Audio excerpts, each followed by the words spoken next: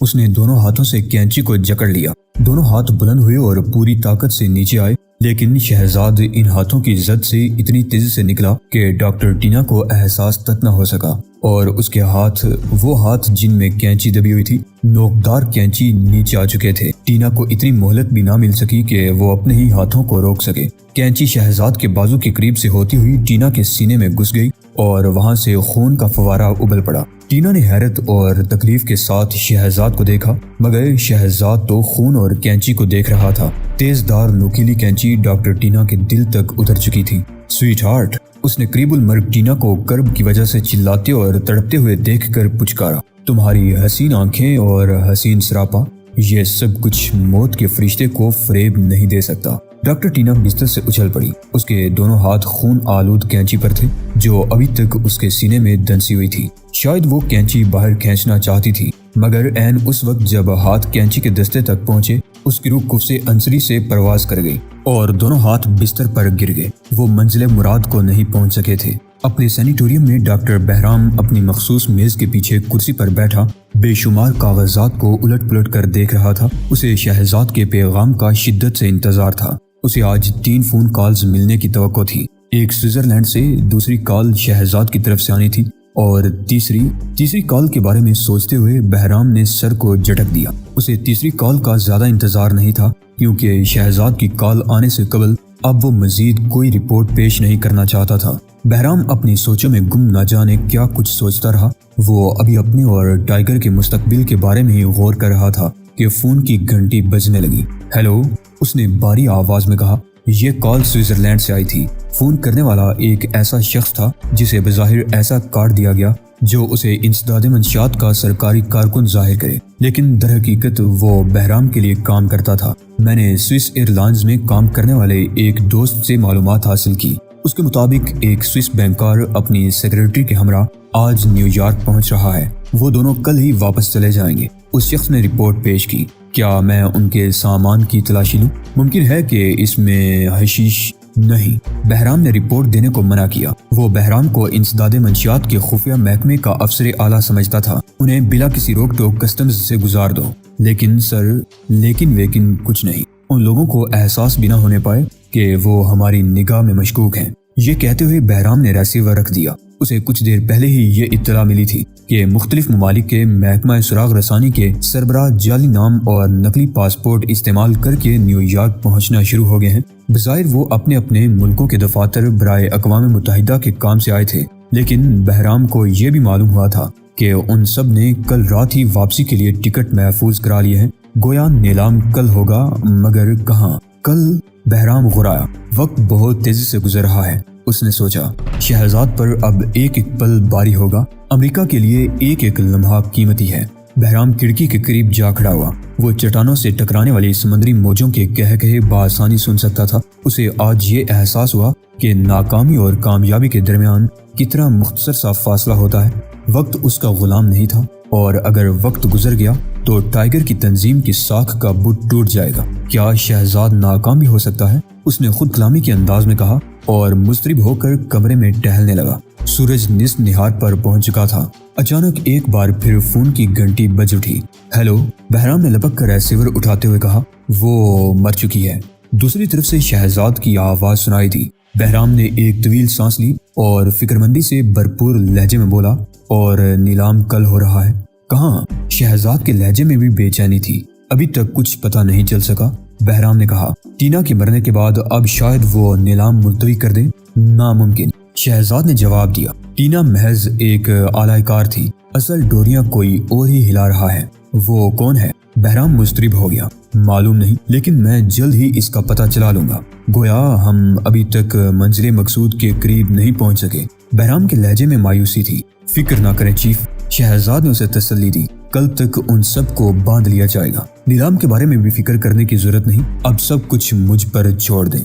ٹھیک ہے شہزاد، سارا دار و مدار ہمیشہ کی طرح آج بھی تمہاری ذات پر ہے، مجھ سے رابطہ رکھنا، بہرام نے بھرائی ہوئی آواز میں کہا اور ریسیور رکھ دیا۔ شہزاد سے گفتگو کر کے اس کے دل کا بوجھ کچھ ہلکا ہو گیا تھا۔ یہ کچھ نہ کچھ ضرور کر دکھائے گا۔ بہرام بڑبڑایا اور پراعتماد انداز میں میز پر گھونسا مارا۔ اسی لمحے تیسرے فون کی گھنٹی بجنے لگی۔ وہ اسی فون سے بچنا چاہ رہا تھا۔ اس نے فون کی طرف دیکھا اور پھر اسے ریسیور اٹھانا ہی پڑا۔ یس، اس نے ماؤتھ پیس کو منہ سے ذرا دور رکھتے ہوئے کہا۔ دوسری طرف سے کوئی پورے 30 سیکنڈ تک بولتا رہا۔ اس دوران بہرام کے چہرے پر کئی رنگ آ کر گزر گئے اور پھر اس نے کھنکار کر اپنا گلا صاف کیا۔ جناب صدر، میں اتنی تلخ گفتگو کا عادی نہیں ہوں، لیکن آپ چونکہ ایک قومی مسئلے کی وجہ سے پریشان ہیں، لہٰذا میں آپ کے لہجے کا برا نہیں مانوں گا۔ میں آپ کو آخری مرتبہ یقین دلا رہا ہوں کہ سب کچھ ہمارے ہاتھ میں ہے۔ میرا آدمی سازشوں کے گرد گھیرا تنگ کر رہا ہے۔ یہ کہہ کر اس نے ریسیور رکھ دیا۔ وہ دوسری طرف سے بولنے والے کی مزید باتیں سننا نہیں چاہتا تھا۔ امریکہ میں اپنا ہیڈ کوارٹرز بنانے کے بعد بہرام کو سب سے زیادہ امریکی صدر کے لہجے سے کوفت ہوئی تھی، اور اسی بات نے اسے مجبور کر دیا کہ وہ دوسرے ممالک کے لیے بھی کام کرے اور شہزاد ٹائیگر پوری دنیا میں انسانیت کے علم بردار ہی کی حیثیت سے نام پیدا کرے۔ بہرام نے حالیہ تفصیل کو امریکی صدر سے پوشیدہ رکھا تھا، کیونکہ صورتحال ایسی تھی کہ خود امریکی صدر بھی ان غیر معمولی ذہین اور طاقتور مجرموں کا اعلی کار ہو سکتا تھا۔ شہزاد نے بہرام کو جو یقین دہانی کرائی تھی، اس کا شہزاد کے پاس کوئی جواز نہیں تھا۔ اس نے ڈاکٹر ٹینا کے قتل ہونے کے بعد اس کے دفتر میں رکھی ہوئی تمام فائلیں ایک بار نہیں بلکہ 3 مرتبہ پڑھی، لیکن فائلوں سے کوئی ایسی بات معلوم نہ ہو سکی جو نیلام گر اور نیلام کرنے والوں تک پہنچنے کے لیے کارآمد ثابت ہوتی۔ وہ تھک کر ٹینا کی کرسی پر بیٹھ گیا۔ اس کے چاروں طرف کاغذات بکھرے ہوئے تھے۔ اس نے غصے میں آ کر میز پر رکھی ہوئی فائلوں کو ہاتھ مار کر فرش پر پھینک دیا اور پھر کوچ کی طرف دیکھنے لگا جس پر ٹینا کی سیکرٹری بندھی پڑی تھی۔ شہزاد کو ٹینا کی فائل کیبنٹ میں دوسرے مریضوں کی طرح اپنی اور اوشان کی فائل بھی ملی تھی۔ ٹینا نے اس کی فائل پر لکھا تھا کہ مریض جارحانہ انداز فکر کا حامل ہے، لیکن ان فائلوں میں جنرل بلیک، کرنل اینڈرسن یا ایڈمرل جیمز کی کوئی فائل نہیں تھی۔ شہزاد سوچ رہا تھا کہ ٹینا انتہائی خفیہ فائلیں کہیں اور رکھتی ہوگی۔ جب اسے یقین ہو گیا کہ وہ صحیح سمت میں سوچ رہا ہے تو وہ اٹھا اور کوچ کی طرف بڑھ گیا جس پر ٹینا کی وہ سیکرٹری دراز تھی جس نے پہلی ہی ملاقات میں شہزاد کے ساتھ کچھ وقت گزارنے کی خواہش ظاہر کی تھی۔ کوچ پر بندھی ہوئی لڑکی نے شہزاد کو اپنی طرف آتے دیکھا تو اس کی نیلی نیلی آنکھیں خوف کی وجہ سے دھندلا سی گئیں۔ ڈاکٹر ٹینا نے اپنے حسن کی مناسبت سے اپنے لیے ویسی ہی حسین سیکرٹری کا انتخاب کیا تھا۔ شہزاد لڑکی کے قریب رک کر دیر تک اس کی نیلی آنکھوں میں دیکھتا رہا۔ لڑکی کی حسین اور بڑی بڑی آنکھیں پکار پکار کر کہہ رہی تھیں کہ وہ ایک بھرپور عورت ہے۔ لڑکی کے بازو اس کی پیٹھ پر بندھے ہوئے تھے۔ شہزاد نے ہاتھ باندھنے کے لیے اسکاچ ٹیپ استعمال کی جس کے کئی پیکٹ کمرے ہی میں مل گئے تھے۔ ہوا یہ تھا کہ شہزاد ٹینا کے مرنے کے بعد اس کی درازیں کھول کر تلاشی لینے میں مصروف تھا کہ اچانک ہی سیکرٹری آن ٹپکی۔ چنانچہ شہزاد کے پاس اس کے علاوہ اور کوئی چارہ نہ رہا کہ وہ اس حسین گڑیا کو بے دردی سے 2-3 ہاتھ رسید کرنے کے بعد باندھ کر اسی کمرے میں ڈال دے۔ شہزاد نے گہری نگاہ سے لڑکی کا جائزہ لیا۔ وہ ہلکا سا تنگ سویٹر پہنے ہوئے تھی جس کے بٹن پشت پر ہاتھ بندھے جانے کے باعث ٹوٹ گئے تھے۔ شہزاد کوچ کے قریب بیٹھ گیا۔ اس کا ایک ہاتھ سرک کر لڑکی کے ہاتھ پر جم گیا۔ لڑکی کا جسم ایک لمحے کے لیے کانپ کر ساکت ہو گیا۔ وہ مزید پیش قدمی کی منتظر تھی، لیکن شہزاد خفیہ فائلوں کے بارے میں بات کرنے کا فیصلہ کر چکا تھا۔ اسے اس حسین و جمیل سیکرٹری سے فی الحال کوئی اور دلچسپی نہ تھی۔ کیا تم جانتی ہو کہ میں کون ہوں؟ شہزاد نے سرگوشی کی۔ لڑکی نے نفی میں سر ہلا دیا۔ میں ایک قاتل ہوں، اس نے خوفناک لہجے میں کہا۔ لڑکی کی آنکھوں میں خوف ناچنے لگا، لیکن اسی کے ساتھ شہزاد کا ہاتھ مزید آگے سرکا تو سیکرٹری کی آنکھوں سے خوف غائب ہو گیا اور اس کے ہونٹ کانپنے لگے۔ کیا تم نے میری فائل نہیں دیکھی؟ لڑکی نے اس بات میں سر ہلا دیا۔ اس کی نظریں فائل کیبنٹ کی طرف تھیں۔ میری فائل وہاں نہیں ہے۔ ڈاکٹر ٹینا عام فائلیں کہاں رکھتی تھی؟ لڑکی محض سر ہلا کر رہ گئی۔ چنانچہ شہزاد نے اس کی نسوانیت سے فائدہ اٹھانے کا فیصلہ کیا۔ اس نے اپنی آنکھوں میں بے پناہ پیار پیدا کیا۔ لڑکی کی آنکھیں بھی مسکرانے لگیں اور وہ خود فراموشی میں مبتلا ہونے لگی۔ ایک بار پھر سوچو گڑیا، فائلیں کہاں ہیں؟ شہزاد نے سرگوشی کی اور لڑکی کے ہونٹوں سے اسکاچ ٹیپ ہٹا دی۔ بتاؤ ڈارلنگ، شہزاد نے اس مرتبہ انتہائی خوابناک لہجے میں درخواست کی۔ بعض مریضوں کی فائلیں انتہائی خفیہ ہوتی ہیں۔ اگر میں نے بتا دیا کہ کہاں رکھی ہیں تو ڈاکٹر مجھے نوکری سے نکال دے گی۔ وہ کسمسا کر بولی۔ اس کی آنکھیں جل رہی تھی۔ تم ٹینا کی فکر مت کرو، شہزاد نے کمال نرمی سے انکشاف کیا۔ وہ مر چکی ہے۔ کیا؟ لڑکی خود فراموشی کے باوجود کانپ گئی۔ میں نے اسے قتل کر دیا ہے، شہزاد نے یوں مسکرا کر کہا جیسے ڈاکٹر ٹینا کی بجائے کسی مکی کی ہلاکت کا تذکرہ کر رہا ہو۔ لڑکی عجیب انداز سے اسے دیکھتی رہی۔ مجھے فائل کی ضرورت ہے سویٹ ہارٹ، شہزاد نے لڑکی کی خاموش درخواست کو نظر انداز کرتے ہوئے کہا۔ اس کے بعد ہی میں تمہارے بارے میں کچھ سوچ سکوں گا۔ شہزاد نے یہ درخواست ایک ایسے وقت کی تھی جبکہ لڑکی اسے بہت سی توقعات وابستہ کر چکی تھی۔ لڑکی نے انجانے جذبوں کی سرشاری میں اسے وہ جگہ بتا دی جہاں خفیہ فائلیں رکھی ہوئی تھی۔ ٹھیک ہے، شہزاد فوراً کھڑا ہو گیا اور اس نے لڑکی کے ہونٹوں پر ٹیپ کو دوبارہ چپکا دیا۔ ساتھ ہی اس نے لڑکی کی کنپٹی پر ہتھیلی سے خفیف سا دباؤ ڈالا۔ وہ بے ہوش ہو گئی۔ لڑکی نے شہزاد کو بتایا تھا کہ خفیہ فائلیں ٹینا کے بیڈ روم میں دیوار کے ساتھ نصب ایک لاکر میں ہوتی ہیں اور لاکر کی چابی ٹینا اپنے پاس ہی رکھتی ہے۔ شہزاد بیڈ روم میں واپس گیا۔ ٹینا کی لاش ابھی تک اسی حالت میں پڑی تھی، تاہم خون رسنا بند ہو گیا تھا۔ اس کی آنکھیں کھلی ہوئی تھی جیسے وہ کسی کی منتظر ہوں، لیکن آنکھوں کی سحر انگیز چمک غائب ہو چکی تھی۔ خون اس کے جسم پر جمنے لگا تھا اور کینچی بھی اب ٹیڑھی ہو کر جسم کو چھو رہی تھی۔ شہزاد نے لاکر کی چابیاں تلاش کرنے میں وقت ضائع کرنا مناسب نہیں سمجھا، بلکہ وہ سیدھا لاکر کی طرف گیا جس پر ایک مخصوص قفل لگا ہوا تھا۔ شہزاد نے قفل کا جائزہ لیا اور اس کے بازوں کے عضلات سخت ہو گئے۔ اس نے سانس روک کر قفل کو ہاتھ میں پکڑ لیا۔ اگر وہاں کوئی دیکھنے والا ہوتا تو یہی سمجھتا کہ شہزاد نے قفل کو ہلکا سا جھٹکا ہی دیا تھا۔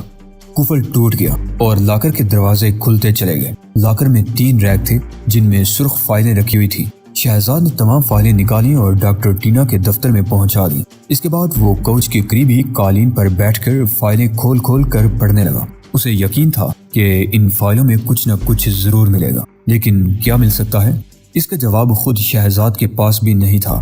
پہلی فائل میں کچھ نہ ملا۔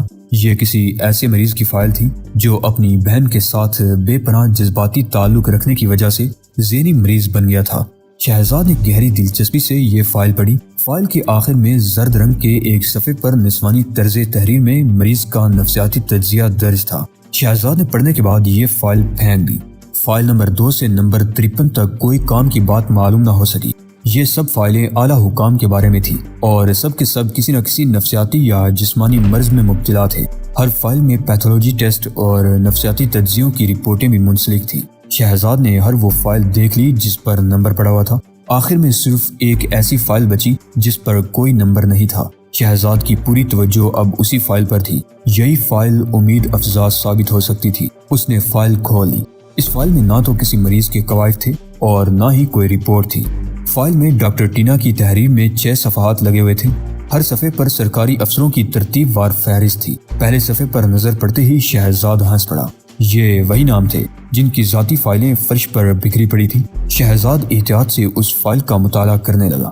ہر نام کے آگے نمبر لکھا ہوا تھا۔ نمبر کے بعد متعلقہ شخص کا سرکاری عہدہ اور ٹیلی فون نمبر درج تھا۔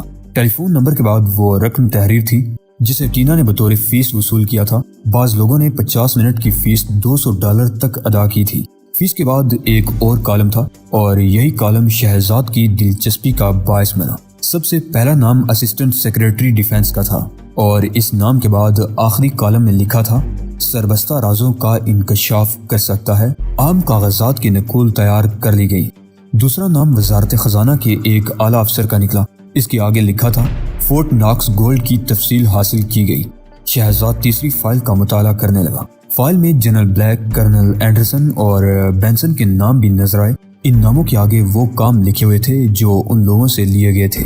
نمبر 1 تا 72 ہر نام چونکا دینے والا تھا۔ شہزاد نے کاغذات فائل سے الگ کر کے اپنی جیب میں ٹھونس لیے۔ بہرام ان کاغذات کا زیادہ بہتر طور پر استعمال کر سکتا تھا۔ پھر شہزاد چونک سا گیا۔ اس کے پاس 72 ناموں کی فہرست تھی، لیکن اس کے سامنے 72 فائلیں پڑی ہوئی تھی۔ اس نے آخری فائل ایک بار پھر اٹھائی، اسے کھولا اور ایک مرتبہ پھر اس فائل کو پڑھنے لگا جسے اس نے محض طبی اصلاحات کی فائل سمجھ کر چھوڑ دیا تھا۔ اس فائل میں وہ سب کچھ تھا جس کی کسی بھی وقت شہزاد کو ضرورت پڑ سکتی تھی۔ یہ فائل ٹینا کے ساتھی یا باز سے متعلق تھی۔ شہزاد نے فائل پر لکھا ہوا نام پڑھا اور دوبارہ فائل کے مطالعے میں مصروف ہو گیا۔ فائل میں ٹینا نے سب کچھ لکھ دیا تھا۔ یہ بھی لکھا تھا کہ ڈاکٹر ٹینا لوگوں کو ہپناٹزم کے ذریعے قابو میں کرتی تھی اور اس سے قبل انہیں جذباتی اشتعال میں مبتلا کر کے سوچنے سمجھنے کی صلاحیتوں سے محروم کر دیتی تھی۔ فائل میں یہ بھی درج تھا کہ ٹینا کا شکار اپنا کام مکمل کرتے وقت گنگناتا کیوں ہے۔ فائل کے آخری پیراگراف سے ظاہر ہوتا تھا کہ ڈاکٹر ٹینا اس شخص سے محبت کرتی تھی جس کے بارے میں فائل بنائی گئی تھی اور یہی شخص وہ ہولناک نیلام کر رہا تھا۔ شہزاد نے یہ تمام کاغذات فائل سے نکال کر جیب میں ٹھونس لیے اور پھر فائلوں کے اوپر سے ہوتا ہوا کوچ کی طرف آیا۔ لڑکی ایک بار پھر ہوش میں آ رہی تھی۔ آرام کرو گڑیا، شہزاد نے اس کی آنکھوں میں جھانک کر کہا، میں کسی کو بیچ کر تمہیں آزاد کرا دوں گا، تم سے ملاقات کبھی نہ کبھی ضرور ہوگی، یہ میرا وعدہ ہے۔ یہ کہہ کر اس نے لڑکی کی کنپٹیاں دبائیں اور وہ ایک بار پھر بے ہوشی میں ڈوب گئی۔ شہزاد ہیومن لیبارٹری کی چھٹی منزل پر واقع ایک مریض کے کمرے میں گھس گیا۔ کمرے میں داخل ہوتے ہی اسے ٹھک ٹھک کی آواز سنائی دی۔ یہ مانوس آواز تھی، لیکن کس چیز کی، اس بارے میں شہزاد فوراً ہی کوئی فیصلہ نہ کر سکا۔ بھاگ جاؤ، مریض داڑا، میں بہت مصروف ہوں، میں بھی ایک ضروری کام سے آیا ہوں لیری گرانٹ، شہزاد نے مسکرا کر کہا۔ موٹا لیری گرانٹ کمرے کے وسط میں کھڑا تھا، اس کے دونوں ہاتھوں میں ڈاٹ تھے۔ لیری گرانٹ نے پلٹ کر شہزاد کو دیکھنے کی زحمت نہیں کی، کیونکہ اگر وہ پلٹ کر دیکھنا چاہتا تو اسے اپنے چوڑے گھیر کے وجود کو 2-3 قدم آگے بڑھا کر گھومنا پڑتا۔ اس کی موٹی رانیں، بھاری بھرکم ہاتھ اور چوڑی پشت کمرے کے ماحول میں اسے عفریت بنا کر پیش کر رہی تھی، ایک ایسا عفریت جو سیاہ فام ہونے کے باعث بظاہر احساس کمتری میں مبتلا تھا۔ لیری گرانٹ نے پورے وجود کو تکلیف دینے کے بجائے گردن گھما کر شہزاد کی طرف دیکھا۔ شہزاد کو اس کے چہرے پر عیاری و مکاری کے بجائے سکون نظر آیا۔ بھاگ جاؤ، وہ پھر غرایا۔ شہزاد نے اس کی غراہٹ نظر انداز کر دی، بلکہ چند قدم آگے بڑھ گیا۔ اس نے دیکھا کہ کمرے میں ڈاکٹر ٹینا کی قد اعظم تصویر رکھی ہوئی ہے اور اسی تصویر پر لیری گرانٹ ڈارٹ کھیل رہا تھا اور ٹینا ڈارٹ کی سوئیاں جسم پر سجائے مسکرا رہی تھی۔ تصویر ایسی تھی جیسے ڈاکٹر ٹینا زندہ ہو، اس کی مسکراہٹ بھی زندہ تھی۔ ٹینا تصویر میں ادائے دل نوازی کے ساتھ بیٹھی تھی، اس کی آنکھوں میں ڈارٹ کی سوئیاں چبھی ہوئی تھی، اس کے پیٹ میں بھی 3 سوئیاں پیوست نظر آئیں۔ شہزاد لیری گرانٹ کو دیکھنے لگا۔ میں نے کہا ہے کہ مجھے تنہا چھوڑ دو۔ لیری گرانٹ نے محسوس کر لیا کہ شہزاد نے ٹینا کی تصویر اور اس کا مشغلہ دیکھ لیا ہے۔ میں سن چکا ہوں، شہزاد نے جواب دیا۔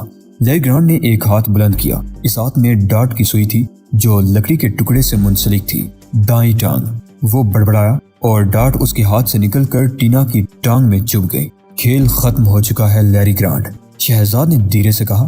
تو اس چڑیل نے تمہیں سب کچھ بتا دیا؟ لیری گرانٹ نے اس مرتبہ ڈاکٹر ٹینا کے منہ کا نشانہ لیتے ہوئے کہا۔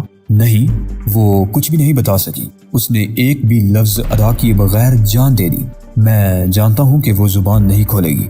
لیری گرانٹ نے ایک طویل سانس لی اور اس کا جسم لرز سا گیا۔ لیکن لیری گرانٹ، تم نے اس ملک کے خلاف اتنی گھناؤنی سازش کیوں کی؟ کیا اس لیے کہ تمہیں ایک سفید فام ٹریفک کانسٹیبل کی وجہ سے پوری رات حوالات میں گزارنا پڑی تھی؟ تمہارے لوگوں کا استحصال، شہزاد نے زہریلے لہجے میں کہا۔ شاید تم نے یہ نہیں سوچا کہ اگر تمہاری سازش کامیاب ہو جاتی تو سفید فاموں کے علاوہ سیاہ فام بھی کسی اور طاقت کے غلام بن سکتے تھے۔ میں یہی دیکھنا چاہتا تھا کہ کوئی اور قوم ہم سے کس طرح پیش آتی ہے۔ لیری گرانٹ نے ڈبے سے مزید ڈارٹ نکالتے ہوئے کہا۔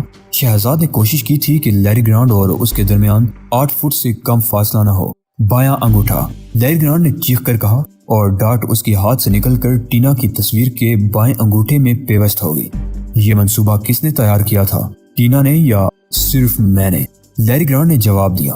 وہ اتنی ذہین نہیں تھی کہ ایسا شاندار منصوبہ بنا لیتی۔ میں یہاں فزیکل تھراپی کرنے آیا تھا اور یہی میں نے سوچ سمجھ کر منصوبہ تیار کیا۔ میں نے ٹینا کو دیکھتے ہی اندازہ لگا لیا تھا کہ وہ اپنے حسن کے جادو کے باعث بہت کارآمد ثابت ہو سکتی ہے۔ تم نے اسے منصوبے میں کس طرح شامل کر لیا؟ وہ تیار کیسے ہو گئی؟ وہ مجھ سے محبت کرنے لگی تھی، لیری گرانٹ نے جواب دیا، اور تم نے لوگوں کو جال میں پھانسنے کے لیے اس شراب میں خاص ادویہ کی ملاوٹ کی جسے وہ لوگوں کو پینے کے لیے دیتی تھی۔ اس نے ہپناٹزم کا فن بھی استعمال کیا۔ ہاں، لیکن سب سے پہلے وہ اپنے حسن کے جادو سے کام لے کر لوگوں کے ذہن کو قابو میں کر لیتی تھی۔ نہ جانے لوگ اس کے سحر میں کیوں مبتلا ہو جاتے تھے۔ میرے لیے تو وہ کسی خاص توجہ کی مالک نہیں تھی، لیکن تم ہپناٹزم کے تحت کسی کو زیادہ عرصے قابو میں نہیں رکھ سکتے، شہزاد نے اعتراض کیا۔ یہ کہنا محض حماقت ہے کہ میں اور ٹینا محض ہپناٹزم سے کام لیتے رہے ہیں، لیری گرانٹ نے کہا۔ ہم نے سائنسی انداز اختیار کیا، سائنس اور نفسیات کو جذباتی خواہشات کے ساتھ منسلک کر دیا۔